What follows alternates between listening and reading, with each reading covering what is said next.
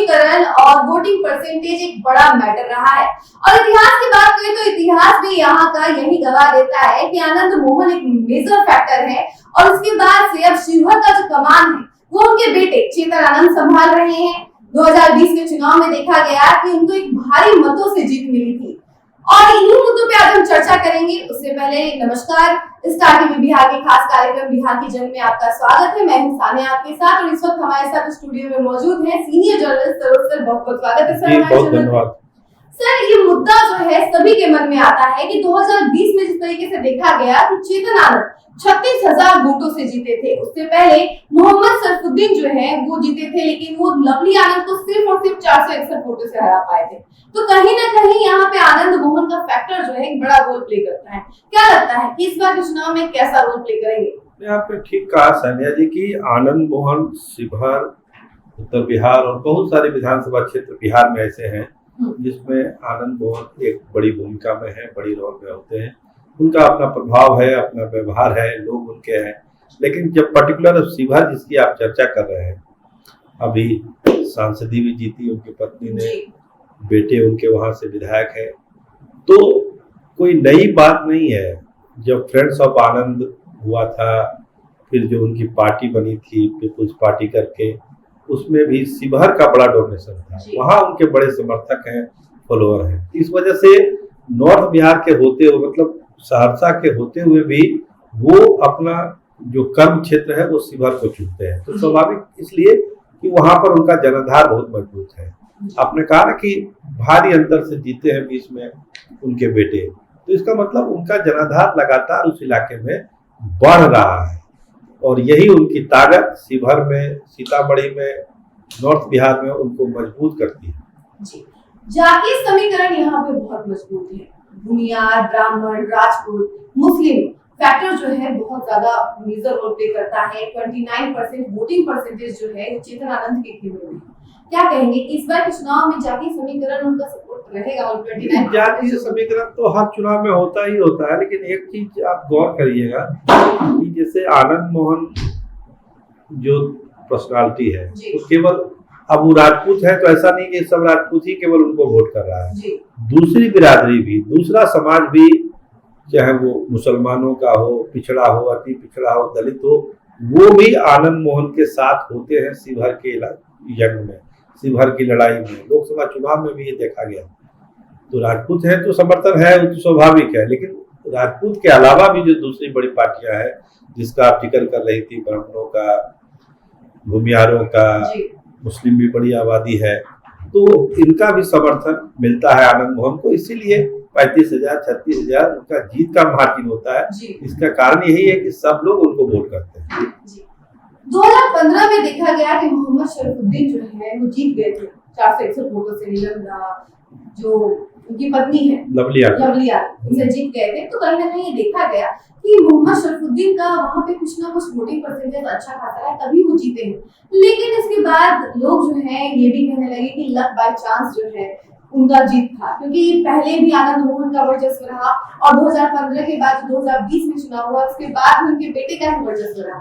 तो बीच में क्या आपको लगता है कि लक बाय चांस का ही मैटर था? देखिए, आनंद मोहन जेल में भी रहे हैं, अब तो वो बाहर हैं, लोगों से मिल रहे हैं, तो प्रभाव तो पड़ता है। या व्यक्तिगत रूप से आप किसी से मिलेंगे तो प्रभाव पड़ेगा, और दूर से टेलीफोन से बात करेंगे उसका अलग प्रभाव पड़ता है।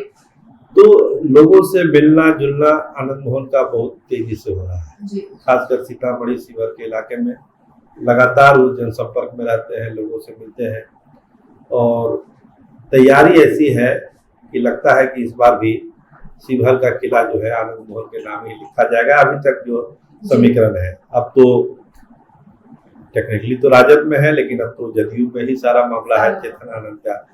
तो एक बड़ा वोट बैंक पिछड़ा, अति पिछड़ा का भी उनके साथ जुड़ेगा इस बार।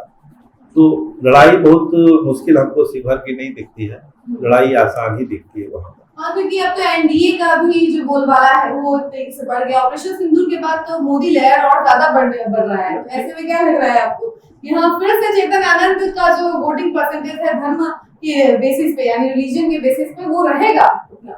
देखिए, सिंदूर, ऑपरेशन सिंदूर का तो पूरा फायदा एनडीए को तो मिल ही रहा है जी।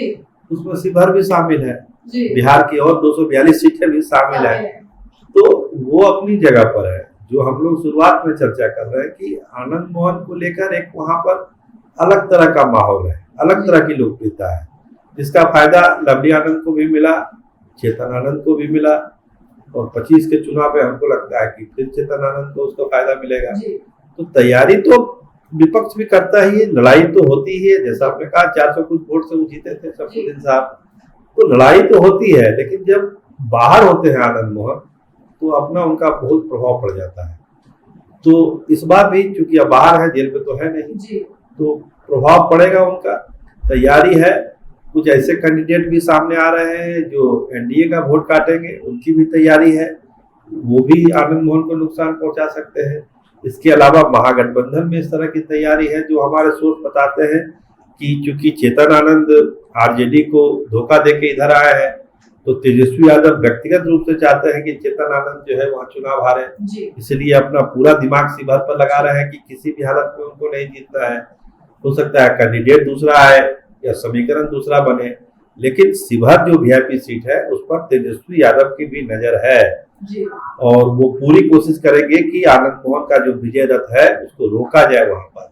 इसीलिए आसान नहीं होगा, सब चीजें प्लस है आनंद मोहन के लिए, लेकिन जो गुस्सा है तेजस्वी यादव का, इसका भी ख्याल रखना पड़ेगा कि वो गुस्से को कितना वहां पर फैला पाते हैं और लोगों को बता पाएंगे कि आपने जिसको जिताया वो तो दूसरे खेमे में चल गए, तो आप कैसे उनको वोट करेंगे। देखिए, जन स्वराज का भी बिहार बदलाव यात्रा शुरू है, इस समय वो हर जगह जा रहे हैं, हर विधानसभा क्षेत्र में वो दौरा कर रहे हैं। क्या लगता है कहीं ना कहीं ये वोटिंग परसेंटेज अपनी तरफ घिस लेंगे क्या चेतन आनंद पर? जन स्वराज तो घूम ही रहे हैं, मजबूती से प्रशांत किशोर घूम रहे हैं, सीतामढ़ी, शिवहर, चंपारण सब जगह घूम रहे हैं, तो एक जन समर्थन तो उनको मिलता हुआ दिख रहा है। लेकिन सबसे बड़ी बात है कि कैंडिडेट कैसा होता है उनका, इस पे बहुत चीज निर्भर करेगा कि आप कौन सा कैंडिडेट खड़ा कर रहे हैं, किस बिरादरी से खड़ा कर रहे हैं। प्रशांत किशोर तक कहते हैं कि हम जात बिरादरी नहीं मानते हैं, मेरा कैंडिडेट ही मेरा सब चीज है, लेकिन वो अच्छी है, वो बोलने में तो अच्छा लगता है, लेकिन जब जमीन पर चुनाव होता है तो बहुत सारा फैक्टर काम करता है, जाति समीकरण तो उसमें सबसे अहम है।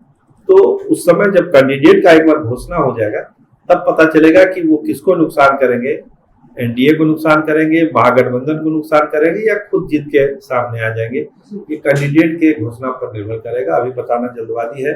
लेकिन यकीन मानिए कि आनंद मोहन को वहां पर एज है, लेकिन तेजस्वी यादव उस एज को खत्म करने के लिए हर अपनी जुक्ति जो है वो लगाएंगे शिवहर में। तो आपने सुना कि इस बार जो है शिवहर विधानसभा क्षेत्र में चेतन आनंद का जिस तरीके से वर्चस्व रहा है, हो सकता है इस बार भी उसी तरीके से चेतन आनंद अपना वर्चस्व संभाले और शिवहर का कमान उन्हीं के हाथ में रहे। लेकिन हाँ, कहीं ना कहीं वोटिंग परसेंटेज में कमी जरूर दिखाई देगी, क्योंकि जन स्वराज भी अब इस दौर में आगे बढ़ रहा है और तेजस्वी यादव भी निशाना बनाए हुए हैं शिवहर को। बाकी ऐसी तमाम खबरों के लिए बने रहे हमारे साथ और देखते रहे स्टार टीवी बिहार। धन्यवाद।